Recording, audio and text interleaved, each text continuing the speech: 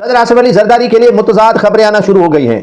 کچھ ذرائع کہتے ہیں کہ صدر آصف علی زرداری اپنا مزید علاج بیرون ملک کروانا چاہتے ہیں، لیکن ان کے جو قریبی ذرائع بتاتے ہیں کہ صدر آصف علی زرداری یہی اپنے معالج کے ذریعے پاکستان کے اندر اپنا علاج کروانا چاہتے ہیں۔ اب پتہ چلا ہے کہ آصف علی زرداری کو کون سی بیماری لاحق ہے جس کی وجہ سے وہ اسپتال جا پہنچے ہیں۔ صدر آصف علی زرداری کے لیے متضاد خبریں آنا شروع ہو گئی تھیں کہ ان کو تشویشناک حالت میں بیرون ملک علاج کے لیے منتقل کیا جا رہا ہے، لیکن وزیر اطلاعات سندھ شرجیل انعام میمن نے اس بات کی وضاحت اور تردید کی ہے کہ صدر آصف علی زرداری کو ایسا مرض لاحق نہیں ہے کہ جس کی وجہ سے ان کو بیرون ملک منتقل کیا جائے۔ آصف علی زرداری کو بخار ہوا ہے اور بخار کی وجہ سے وہ اپنے معالج کے ذریعے علاج کروا رہا ہے اور ان کی ٹیسٹیں مکمل طور پر کی جا رہی ہیں۔ آصف علی زرداری کے لیے جو ان کے قریبی ذرائع اور جو سیاسی ذرائع ہیں وہ بتاتے ہیں کہ ان دنوں وہ نجی ہسپتال میں منتقل ہیں علاج کے لیے